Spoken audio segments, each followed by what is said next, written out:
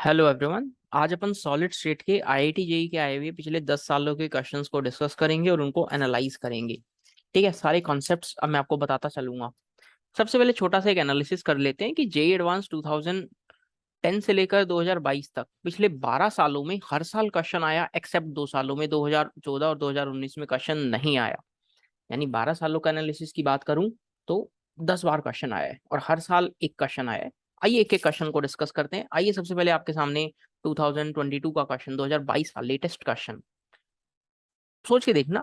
Atom X occupies the FCC lattice as well as alternate tetrahedral void. सारा खेल यहीं पर ही है कि टेट्राहेड्रल वॉइड के लिए कंपल्सरी रिलेशन अपन बताते थे कि radius of cation plus radius of anion equals to √3a/4। ठीक है, अब वो कह रहा है ये जो एटम एक्स है ना, ये एफसीसी लैटिस में भी है और अल्टरनेट टेट्राहेड्रल वॉइड्स को भी ऑक्यूपाई कर रहा है। यानी कि जो ये एटम एक्स है ये कैटायन में भी है और अनायन में भी है। यानी दोनों जगह ये एटम एक्स है तो मैं radius of X plus radius of x लिख सकता हूँ क्या? क्योंकि ये वॉइड्स के अंदर भी है और लैटिस के पास भी है। तो यहाँ से आप देख पा रहे हैं क्या, radius of X comes out to be √3a/8। तो a का वैल्यू आप ऐसा लिख सकते हैं, 8 into radius of X upon √3। Use क्या है मैं बताऊंगा। अब एटम एक्स देखो एफसीसी लैटिस में यानी कहाँ कहाँ है, corner plus face centre plus alternate alternate tetrahedral voids. यानी इफेक्टिवली कितना हो गया, 8 कॉर्नर है, हर एक का कंट्रीब्यूशन 1/8, 6 फेस सेंटर, हर एक का कंट्रीब्यूशन आधा। टोटल एफसीसी में 8 टेट्राहेड्रल वॉइड है, अल्टरनेट मौजूद है यानी आधे मौजूद हैं। यानी इफेक्टिव नंबर कितना हो गया, आप इफेक्टिव नंबर देख पा रहे हैं 8 हो गया है। पैकिंग एफिशिएंसी निकालनी है दोस्त, पैकिंग एफिशिएंसी आप लिखेंगे जेड इंटू जेड कितना है, ये इफेक्टिव नंबर जेड ही बता रहे हैं, यानी इफेक्टिव एटम्स कितने हैं 8, और एक का वॉल्यूम कितना है 4/3 पाई रेडियस ऑफ एक्स का cube upon as volume of the unit cell a³ into 100। यही basic formula, 8 into 4/3 pi radius of X का क्यूब अपॉन ए की जगह देखो मैं क्या लिख रहा हूँ, 8 into radius of X upon √3 whole cube into 100। और दोस्त जब आप इसे सॉल्व करेंगे तो you will obtain nearly 34%। 34% packing efficiency आती है। Correct option would be B option 35 जो उन्होंने दिया है। ये तो मेथड हो गया। वालिया अप्रोच क्या लगाएंगे, वालिया अप्रोच और सुन लो इस क्वेश्चन में कितना टाइम लगता है इसको करने के लिए। मैं कह सकता हूँ यदि आपको नोट्स में आपने देखा हुआ मेरा कि मैंने पढ़ाया भी था ये बात, यानी स्टूडेंट को यदि ये बात एग्जाम में क्लिक कर जाती कि ये सारा बात जो लिखा है that indicates diamond, that indicates diamond, तो डायमंड की पैकिंग एफिशिएंसी हम याद भी करवा देते हैं कि यार 34% याद रख लो यार, काम आ जाएगा। तो डायरेक्ट भी सोच सकते थे कि यार डायरेक्ट आंसर। हाँ जी, यदि वाली अप्रोच में यदि आपको डायमंड पता लग गया कि ये सारा अरेंजमेंट डायमंड वाला है, डायमंड वाला है, तो डायरेक्ट पैकिंग एफिशिएंसी टिकाओ ना यार, 34% आंसर पाओ, खत्म। कोई कैलकुलेशन नहीं करनी, नहीं, क्योंकि आपको याद था। देखा, मजेदार है ना। आइए थोड़ा सा और आगे चलते हैं, हर क्वेश्चन को सॉल्व करते चलेंगे। अब 2021 का क्वेश्चन भी प्यारा है, अच्छा क्वेश्चन है, करने में मजा आएगा। आइए सोचते हैं, क्वेश्चन पढ़ो। देखो आप पहली बार ये क्वेश्चंस को कर रहे हैं तो आप वीडियो को पोस्ट करते हुए आप अपने लेवल पे सॉल्व करेंगे, अदरवाइज मेरे साथ साथ सीख लीजिए। डिटेल्ड सॉल्यूशन, एकदम करेक्ट एक्सप्लेनेशन, कोई एरर नहीं मिलेगी, आप बिंदास इसे सीख सकते हैं और बहुत आसान मेथड्स की हेल्प से। For the given close pack structure of a salt made of cation X and anion Y given below, ions of only one face are shown for clarity. एक क्लैरिटी के लिए बस एक फेस पे रखे ions को दिखाया गया है। पैकिंग एफिशिएंसी बतानी है। सोचकर देखना, ये जो एटम एक्स, ये एटम जो वाई है, ये कहाँ है? सर ये कॉर्नर पे है, कॉर्नर पे।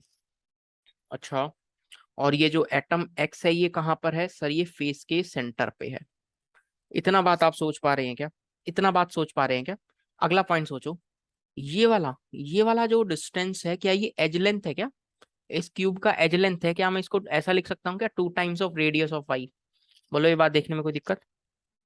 चलो फिर एक डिस्टेंस और देखना मेरे साथ, ये वाला डिस्टेंस सोचना, फेस डायगनल। ये वाला डिस्टेंस देखना जो फेस डायगनल है। फेस डायगनल को मैं लिख रहा हूँ √2a equals to 2 times of radius of X plus 2 times of radius of Y. बताइए ना यार, ये वाला एक्सप्रेशन लिखने में किसी को डाउट? नहीं सर, ये वाला तो कोई दिक्कत नहीं। चलो और सोचते हैं, यदि कॉर्नर्स पे प्रेजेंट है तो 8 कॉर्नर, हर एक का कंट्रीब्यूशन 1/8, इफेक्टिवली एक एटम प्रेजेंट है। 6 फेस सेंटर, हर एक का कंट्रीब्यूशन आधा, 3 प्रेजेंट है। क्लियर है? निकालना क्या है, पैकिंग फ्रैक्शन, आइए निकालते हैं, पैकिंग फ्रैक्शन निकालते हैं। पैकिंग फ्रैक्शन, पैकिंग फ्रैक्शन कैसे लिखते हैं, पहले मैं आपको बेसिक अप्रोच बता देता हूँ। डिनोमिनेटर में तो इस क्यूब का वॉल्यूम आएगा क्या, ए क्यूब, हाँ जी, इनटू, चलो पैकिंग फ्रैक्शन है तो इनटू 100 हटाओ, सोचो सोचो। अब ऊपर आपको लिखना है जितने भी ये एटम्स है ना, इनका इफेक्टिव वॉल्यूम कौन कौन है। सर एक तो ये एटम एक्स है, कितना है सोचते हैं, Z into X, Z of X into 4/3 pi R X का cube plus Z of Y into 4/3 pi R Y का क्यूब। एक एक्स एटम का वॉल्यूम 4/3 पाई आर क्यूब है, तो कितने हैं, जेड से मल्टीप्लाई कर दिया। एक वाई एटम का वॉल्यूम 4/3 पाई आर क्यूब है, कितने हैं, वाई से वो जेड से मल्टीप्लाई कर दिया। जेड कितना है, ये आपको जेड ही बता रहा है, जेड ऑफ एक्स, और ये जेड ऑफ वाई, सॉरी ये जेड ऑफ एक्स। मैं ऐसा लिख सकता हूँ क्या, मैं ऐसा लिख सकता हूँ क्या, सोच के देखना इफेक्टिवली कितने एटम्स हैं यार ये एक्स वाले। सर ये तो 3 है, तो 3 into 4/3 pi radius of X का क्यूब प्लस ये इफेक्टिवली 1 है 4/3 पाई रेडियस ऑफ वाई का क्यूब और डिवाइडेड बाई ए का क्यूब।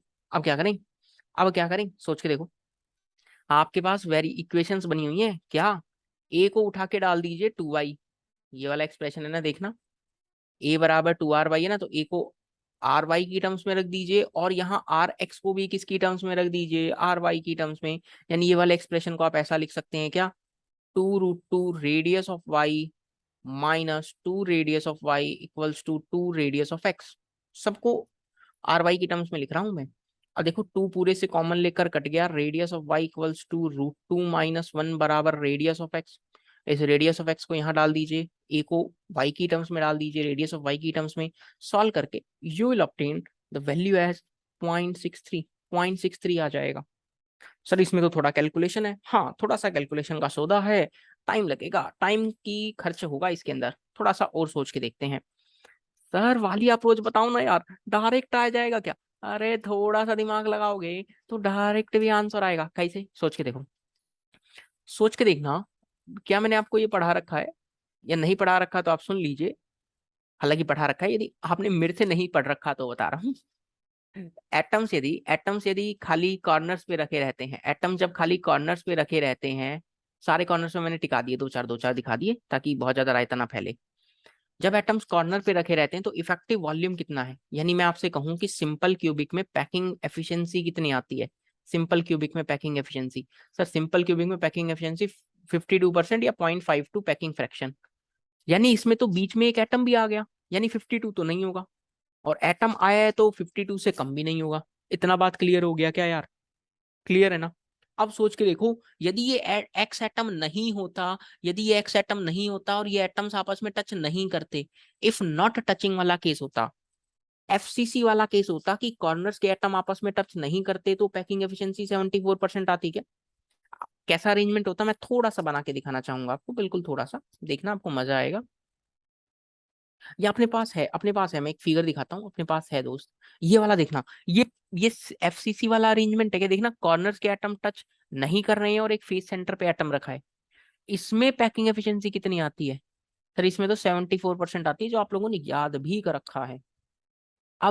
अब एटम्स टच कर रहे हैं और फेस सेंटर पे रखा है एटम, एटम टच कर रहे हैं, फेस सेंटर पे रखा है एटम, यानी दूरियां घट गई, थोड़ा सा पैकिंग एफिशिएंसी भी घट गई। ऑप्शन एलिमिनेशन करते तो यही ऑप्शन टिक बैठता। हो सकता है जिसको थोड़ा सा एटम्स का अरेंजमेंट का समझ थोड़ा सा कम होगा तो उसको थोड़ी सी तकलीफ होगी, अदरवाइज आप इसे मैथमेटिकली कर सकते हैं। बहुत डिटेल में सब कुछ आपको बातें बता दी हैं वाली अप्रोच के साथ। अगला क्वेश्चन, खूबसूरत क्वेश्चन 2020 का आएगा, बहुत प्यारा क्वेश्चन, मजा आएगा। सर ये क्वेश्चन दमदार लगता है, अरे काहे डरते हो भाई, सोच के देखते हैं, बहुत आराम से सोचना मेरे साथ। क्वेश्चन पढ़ो, cubic unit cell structure of compound containing cation M, ये जो छोटू काला वाला ये एम है, अनायन एक्स है, वाइट वाला जो है, कुछ कुछ लिखा है, छोड़ दो, करेक्ट ऑप्शन सोचते हैं, करेक्ट ऑप्शन सोचते हैं। पहला ऑप्शन पढ़ो, empirical formula of compound is M X. सोच के देखना, सोच के देखना, ये जो एक्स एटम रखा है ये कहाँ पर है, ये आपको कहाँ लग रहा है, पूरे यूनिट सेल में कहाँ लग रहा है, ये एज के सेंटर पे लग रहा है क्या, हाँ जी हाँ जी, एच के सेंटर पे है। ये जो कालू है, ये जो कालू राम है, ये जो एम एटम है, ये एक्स हो गया, ये एम है, ये एम कहाँ पर है, इस बड़े से फेस को देखना, क्या ये फेस सेंटर पे है क्या मेरे दोस्त, क्या ये फेस सेंटर पे है क्या? हाँ गुरुजी, ये तो अपने को दिख गया। दोस्त यदि ये दिख गया ना तो अपना खेल खत्म हो गया। कैसे, सोच के देखना। फेस सेंटर पे कितने हैं, ये कितने हैं, दो हैं क्या? हाँ सर, और हर एक का कंट्रीब्यूशन आधा, इफेक्टिवली वन आ गई। एक्स के बारे में सोचो। सर याद मत दिलाओ, अब बेशर्मो, क्वेश्चन की बात कर रहा हूँ।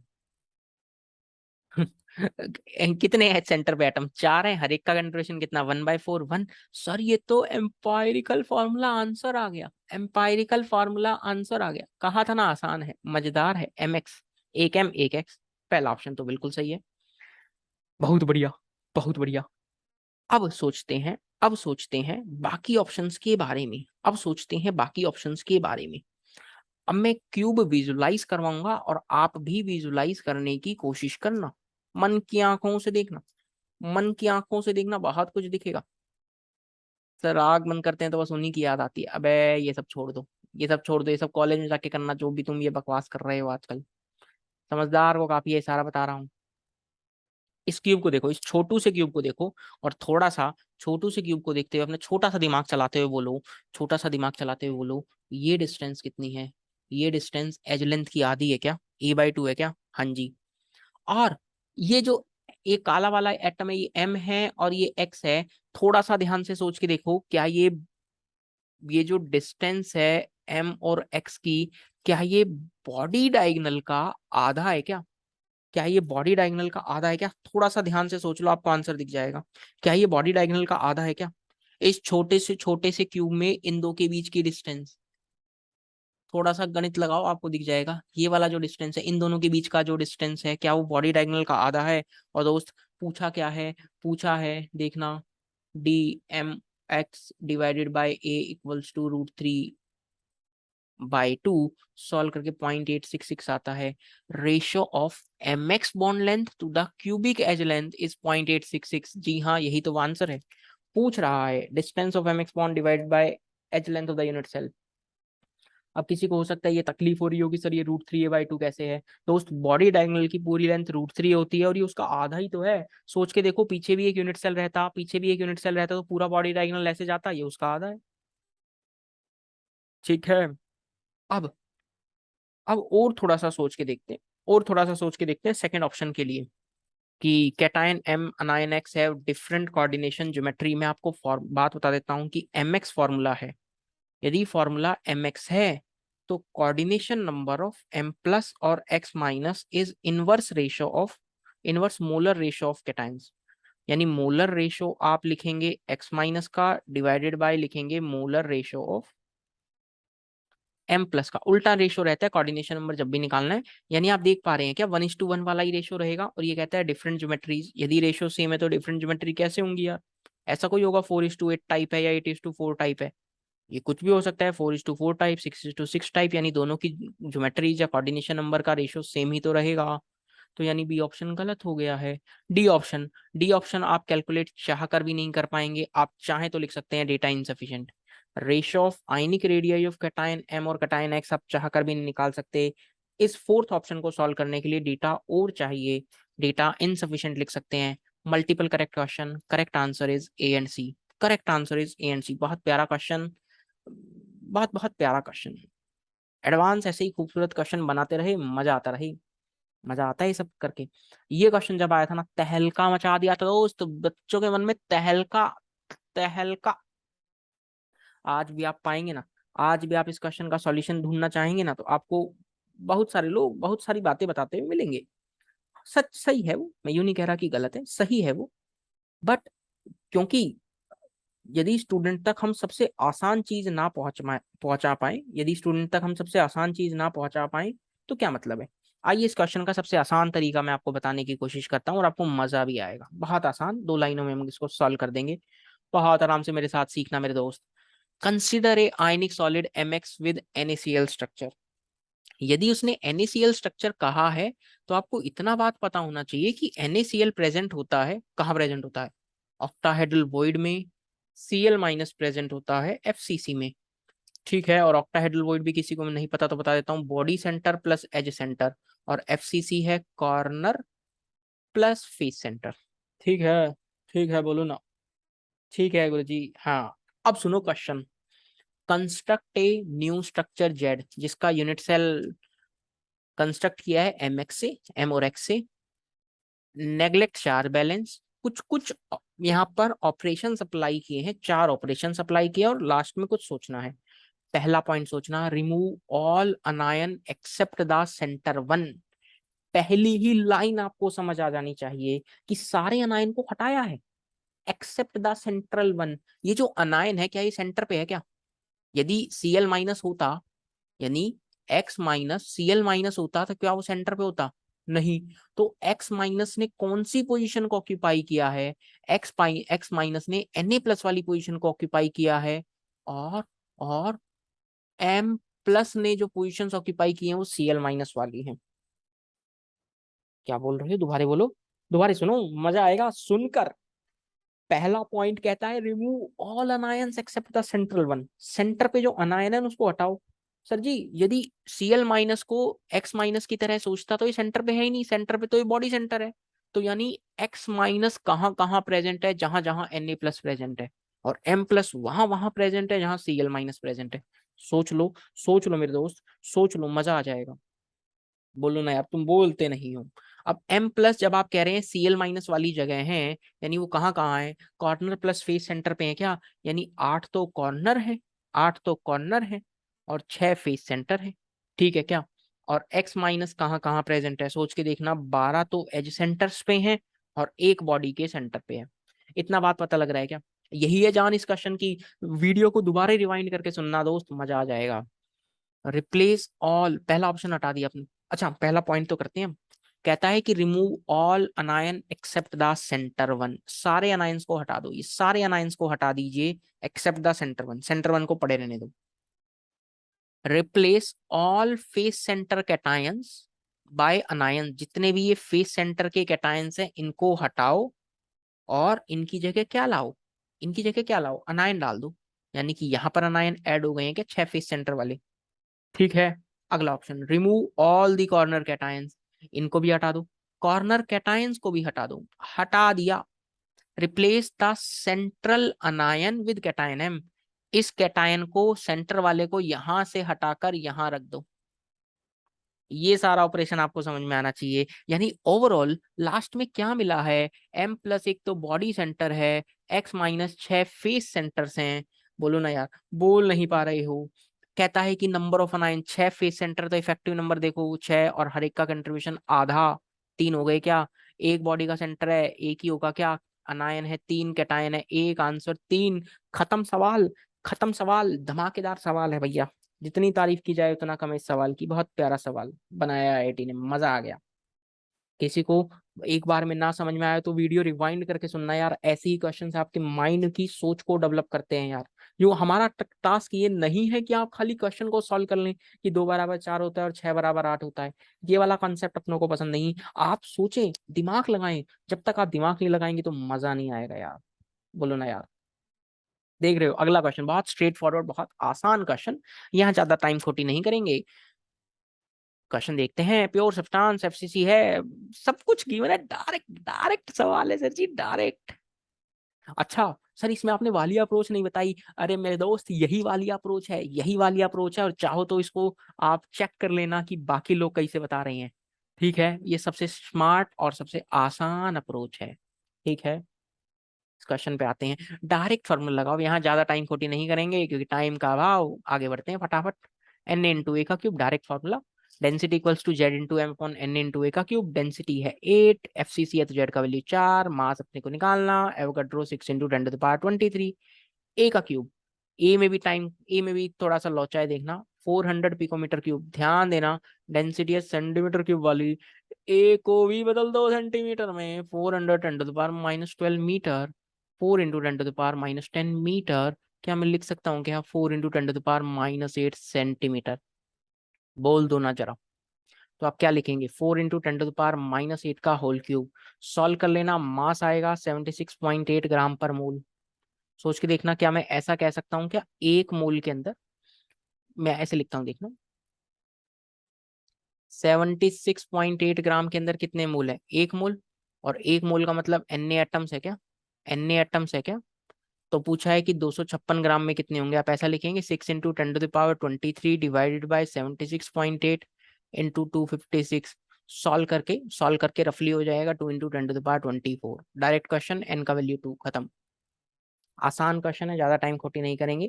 कैलकुलेशन मैंने आपको बता दी है कैसे डील करना था, ठीक है। अच्छा क्वेश्चन, बढ़िया क्वेश्चन। सोचते हैं, कोई दिक्कत नहीं, सोचते हैं। पढ़ो पहले, क्वेश्चन तो पढ़ो भैया, क्वेश्चन नहीं पढ़ोगे तो कैसे काम चलेगा। कह रहा है correct statement for the CCP 3 dimensional structure. Packing efficiency 74% होती है, याद होती है, खटाओ। एफसीसी में मैं आपको बता देता हूँ, एफसीसी लैटिस में नंबर ऑफ ऑक्टाहेड्रल वॉइड, ये जेड 4 होता है, ये जेड के बराबर होंगे।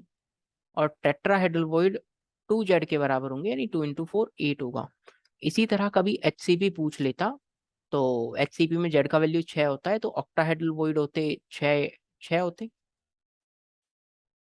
ऑक्टाहेड्रल वॉइड होते 6, और टेट्राहेड्रल वॉइड होते 2 जेड, दैट इज 12। इतना बात पता लग गया क्या, इतना बात पता लग गया क्या। अब सोचते हैं, नहीं ये ऑप्शन भी सही है।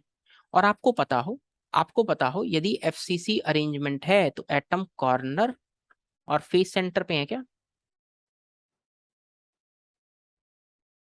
देखना, मैं एक पॉइंट बना देता हूं, आप शायद सीख पाए।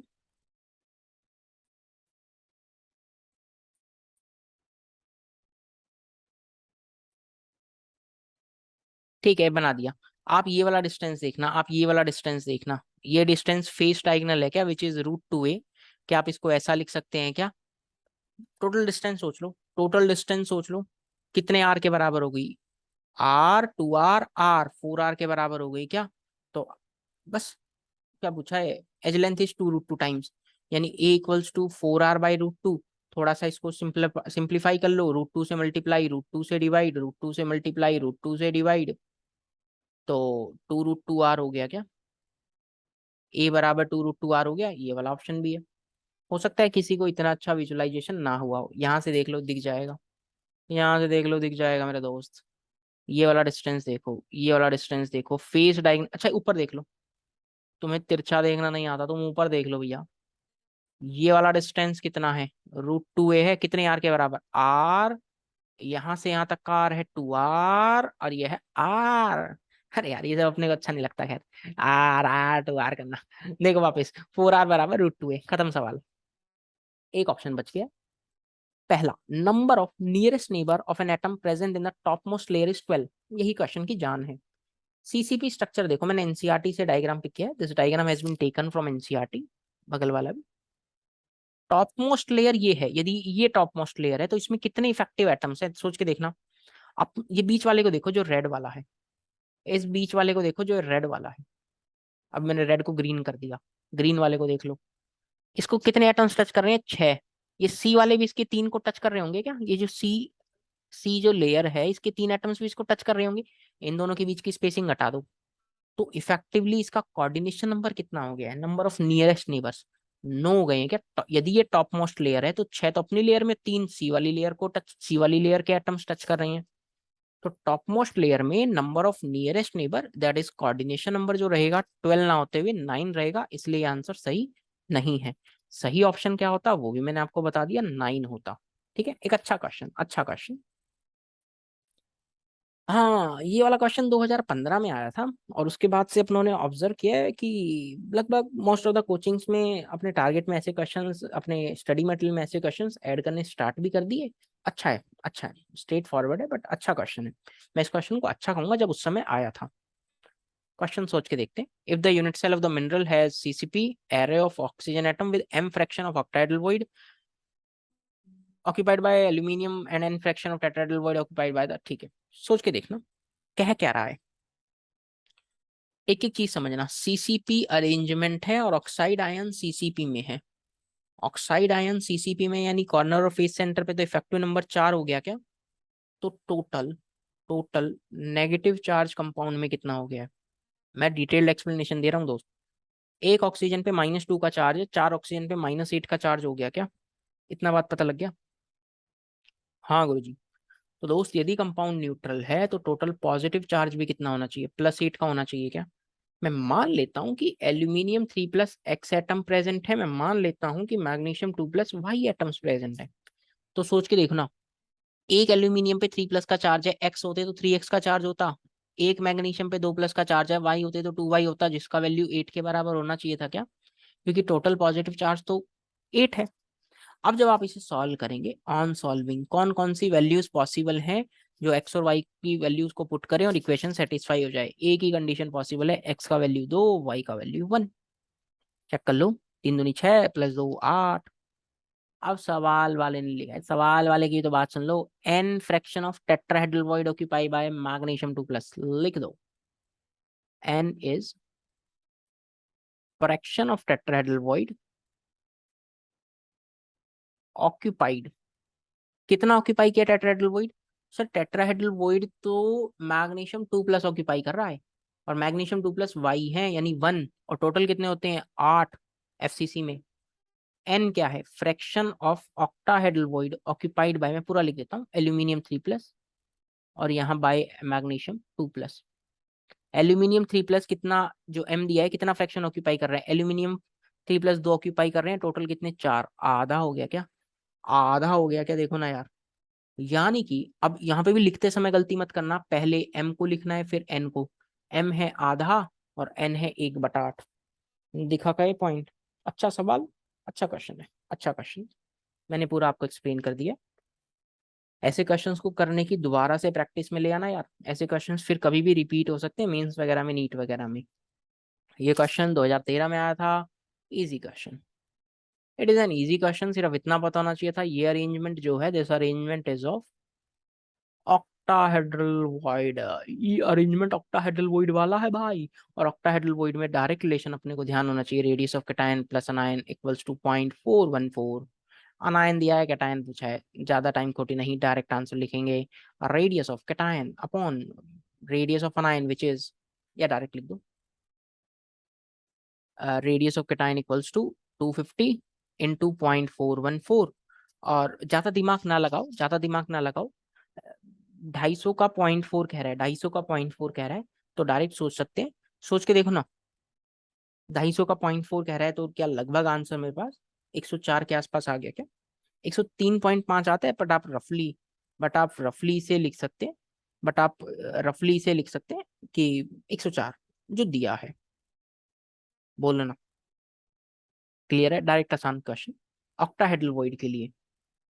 सर कभी फ्यूचर में टेट्राहेड्रल आ जाए, अरे बता देता हूँ, क्यों टेंशन कर रहे हो, रेडियस ऑफ कैटायन प्लस अनायन रहेगा 0.225, ठीक है, आइडियल कंडीशन है 0.225, ध्यान रखेंगे क्या।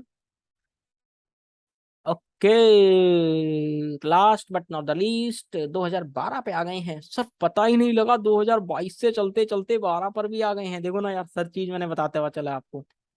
चलो चलते हैं, मजा आ रहा है, मजा आ रहा है। क्वेश्चन देखो, क्वेश्चन पे आओ मेरे दोस्त। कंपाउंड एमपी, ये easy, it is also easy question है। ऐसे क्वेश्चंस बहुत पहले से सभी लोग प्रैक्टिस भी करवाते हैं, ये क्वेश्चन सभी लोग प्रैक्टिस भी करवाते हैं अपने नोट्स वगैरह में, अपनी क्लासेस में। अच्छा क्वेश्चन, स्ट्रेट फॉरवर्ड क्वेश्चन। मैं सारी बातें पहले आपको बता देता हूँ। कॉर्नर पे जो एटम रहेगा ना, मैं उसका कंट्रीब्यूशन लिख देता हूँ ताकि आप सोच पाए। कंट्रीब्यूशन 1/8। फेस के सेंटर पे जो रहेगा, फेस सेंटर पे जो कंट्रीब्यूशन रहेगा आधा, एज के सेंटर पे जो कंट्रीब्यूशन रहेगा 1/4, बॉडी के सेंटर पे है, क्यूब के अंदर है तो कंट्रीब्यूशन 1। इतना बात ध्यान रख लेना, ऐसे क्वेश्चन सब आप कर लेंगे। ई को देखो, अरे यार थोड़ा सा टाइपिंग एरर, थोड़ा सा टाइपिंग एरर है, यहाँ दोनों एम लिख दिया। चलो हम सोच के देखते हैं, इसको एक्स बना लेते हैं, फिर एक बार चेक कर लेंगे, ठीक है। मैं इसको एक्स बना दे रहा हूँ। एम वाला जो एटम है वो कहाँ कहाँ है, सोच के देखना, एम वाला जो एटम है वो कहाँ कहाँ है। सर एम वाला एक तो बॉडी के सेंटर पे है, 1 लिख दो, प्लस सर 4 एज के सेंटर पे है, और हर एक का कंट्रीब्यूशन 1/4, तो इफेक्टिवली 2 हो गई क्या। एक्स वाला कहाँ है, ये एक्स है क्या सारे, देखो। सर एक्स एटम्स आप देख पा रहे हैं क्या हर कॉर्नर्स पे, 8 × 1/8 प्लस, और कहाँ है सर, ये फेस के सेंटर पे, 1 2 3 4 5 6, 6 फेस के सेंटर पे, हर एक का कंट्रीब्यूशन आधा, 4 हो गया क्या। M2X4, तो क्या फॉर्मूला MX2 बन गया क्या, देखना, क्या फॉर्मूला MX2 बन गया क्या, देख पा रहे हैं क्या दोस्त। आसान क्वेश्चन 2012 में आया हुआ, कोई बहुत ज्यादा डिफिकल्टी नहीं, स्ट्रेट फॉरवर्ड क्वेश्चन। ऐसे क्वेश्चंस की आपको प्रैक्टिस भी होनी चाहिए। तो मेरे दोस्त, इसी के साथ अपनों ने पिछले 10 सालों के क्वेश्चंस को बहुत डिटेल्ड मैनर में विद करेक्ट आंसर्स डिस्कस कर लिया है। अगला चैप्टर आपको कौन सा चाहिए प्लीज मुझे कमेंट करके बताओ। अदरवाइज मैं तो इसी सीक्वेंस में वीडियोस को अपलोड करता चलूंगा और आप देखते हुए चलना। वीडियो के डिस्क्रिप्शन में लिंक आपको मिल जाएगी, ठीक है, और आप उसे देख सकते हैं। बहुत सारे वन शॉट्स भी मेरे बहुत फेमस हैं, आप उन्हें जरूर देखें अपने एग्जाम से पहले, और चीजों को सीखते हुए चलें। कुछ सर्टेन टॉपिक्स मैंने पढ़ा रखे हैं, आप उसको देखें। पूरा ऑर्गेनिक मैंने पढ़ा रखा है, पूरा क्लास 12th का ऑर्गेनिक डिटेल्ड मैनर में, आप देख सकते हैं। सर्च कर लीजिए रिएक्शन मैकेनिज्म के नाम से, ठीक है। ऑर्गेनिक पढ़ना है तो रिएक्शन मैकेनिज्म के नाम से सर्च कर लेना, आपको मिल जाएगा। क्लियर है क्या, बोलो ना यार। फिर और अगले चैप्टर में चलेंगे और वैसे ही एडवांस के सारे क्वेश्चंस को डिस्कस करते हुए चलेंगे, ताकि एडवांस वाले सारे क्वेश्चंस की आपको बढ़िया से प्रैक्टिस हो जाए, आपको ज्यादा दिक्कत ना रहे। ठीक है दोस्त, फिर अपन अगले सेशन में मिलेंगे और फिर से धमाल मचाएंगे कुछ नए क्वेश्चंस के साथ, नए कॉन्सेप्ट्स के साथ, नई वाली अप्रोच के साथ। Till then stay safe, bye bye, take care. Channel को सब्सक्राइब कर लेना, दोस्तों के साथ वीडियो शेयर कर दो, मार्केट में कर दो हल्ला। मिलते हैं अगली वीडियो में।